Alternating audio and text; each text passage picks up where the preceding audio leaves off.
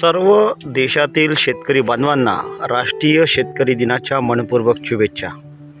आणि आज शुभेच्छा देताना एक दुःख पण होत आहे की ज्या शेतकऱ्याला राष्ट्रीय शेतकरी दिवस म्हणून शुभेच्छा देत आहे त्या शेतकऱ्याची परिस्थिती अत्यंत वेदनादायी आहे।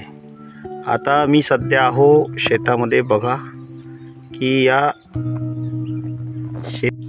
ही मिरची आहे आणि या मिरचीचं किती अतोनात नुकसान या वन्य प्राण्यांनी केलं आहे हे तुम्ही पाहू शकता। आणि शेतकऱ्यांना एकीकडे बळीराजा म्हणून संबोधले जाते। बघा हे वन्य प्राण्यांमुळे झालेलं रोही असेल, डुक्कर असेल जंगली, त्यानंतर माकडं असेल, यांनी किती सुंदर नुकसान केलेलं आहे बघा आपण बघा। आणि जे वन्यजीव संरक्षण संस्था आहे ज्यांचं खूप प्रेम ह्या वन्यजीवांवर असतं त्यांनीही याकडे थोडं लक्ष दिलं पाहिजे की शेतकरी काबाड कष्ट करून आपल्या शेतात उत्पन्न घेण्याचा प्रयत्न करतो, आर्थिक परिस्थिती सुधारण्याचा प्रयत्न करतो, परंतु हे वन्यजीव त्याची आर्थिक परिस्थिती सुधारू देण्यास काही तयार नाही। आणि सरकारसुद्धा आता शेतकऱ्यांच्या वतीनं नुकतंच आता हिवाळी अधिवेशन सुरू आहे आणि नागपुरात सुरू आहे। ज्या शेतकऱ्यांच्या माध्यमातून जे सत्तेचा गुलकंद चाकण्याचा प्रयत्न हे आमदार लोक करत आहे यांचेही डोळे उघडले पाहिजे असं मला वाटते। कारण केवळ शेतकऱ्यांच्या हिताच्या विधिमंडळात घोषणाबाजी करून आणि नाटकं करून शेतकऱ्यांना काही न्याय देता येणार नाही। त्यामुळे शेतकऱ्यांच्यासाठी आव आणणाऱ्या त्या आमदाराचा मी निषेध करतो की जे केवळ शेतकऱ्यांच्या नावावर सत्तेचा गुलकंद चाकण्याचा प्रयत्न करतात, त्यांचाही मी निषेध करतो। आणि माझी शासनाला विनंती आहे की शेतकऱ्याला बळीराजा म्हणू नये, कारण शेतकऱ्याचा केवळ बळी घेतल्या चाललेला आहे। आणि हे सुतोवाद जे आहे नावाचं बळीराजा म्हणून शेतकऱ्याला अजिबात संबोधू नये अशी माझी सुद्धा कळवळीची या सरकारला विनंती आहे।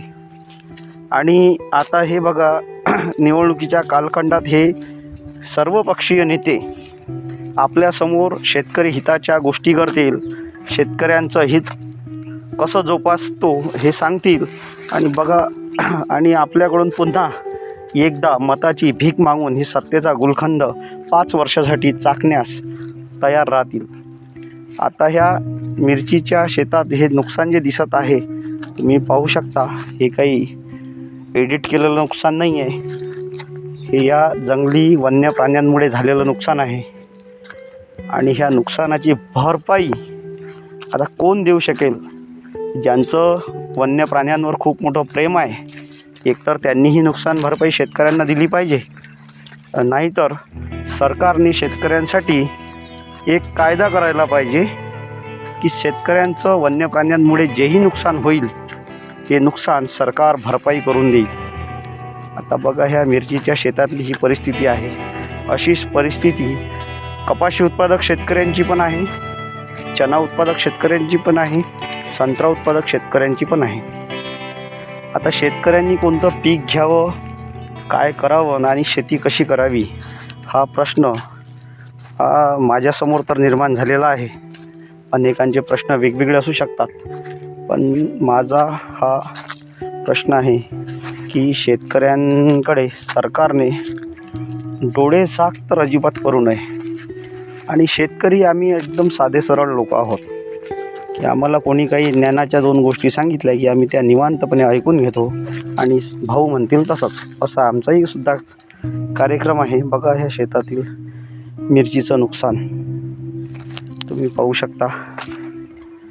आणि हे असेच दिवस जर शेतकऱ्यांचे असेल, एकीकडे शेतीमालाला भाव नाही, दुसरीकडे शेती परवडत नाही, नैसर्गिक नुकसान, त्यानंतर हे वन्य प्राण्यांमुळे होणारं नुकसान, यामुळे आता आमची सहन करण्याची शक्ती संपलेली आहे।